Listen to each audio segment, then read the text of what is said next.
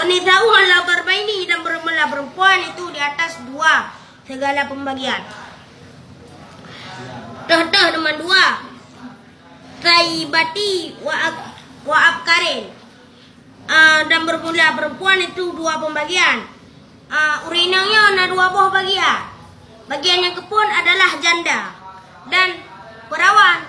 Nyambak. Fal bikru, maka bermula perawan. Yajuzu lil abi wal jaddi ijbaruha ala nikahi. Boleh bagi bapa dan kakek memaksanya urinang yang bikir di atas nikah. Saja nadira urinang perawan dari datang. Katanya kau galak goyan. Tapi ada yang dek kata ngeluh mukroang han baik tu. Yang tak betul je ya. Bila betul ayah nyatang apa tolong ni nama dia. Tuan. Nyan gimana begah? Kapah tolong urinang ronyo. Ngani nang.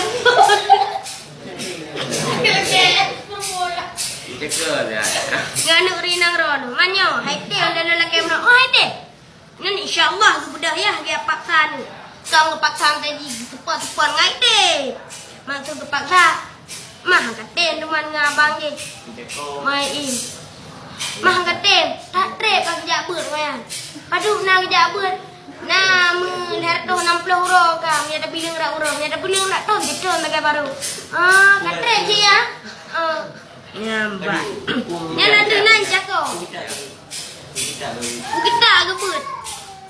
Kita mantan takre. Lain awame. Aku matamina lagi habanya. Wa tabiatu la yajuzu tazwajuha illa ba'da bulughiha wa izniha. Dan bermula janda itu tidak boleh perkawinnya janda kecuali sesudah baliknya janda dan izinnya janda. Pengertian janda adalah sira urinang yang karep perawan. Gara-gara pu dah marep perawan. Misalnya kalau mengkawin dengan lelaki lain dah kepupuk ketek. Ya ambat. Nya adalah dengan cara yang halus. Namanya cara yang harum adalah di bagian hadangan ka ni kenang di hadangan. Yang dikun adalah hari. Ya. Okey je hadangan. Dah hanya dah berkahwin jandanya kecuali sesudah baliknya dan izinnya. Kataji jandanya nani lon jandanya dah hana izin jandayan teo hanya dah berkahwin. Kataji jandanya ke balik. Tapi hana izin ke dia dah berkahwin.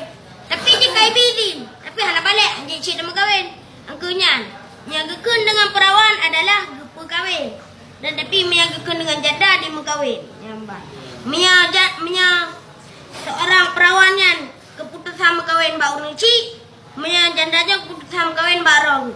Ada anggap pilih urang cik bergetem karena ji kaje dimiliki keputusan ni ro. Etno dekat. Sadaqallahul azim. Wallahu a'lam bissawab.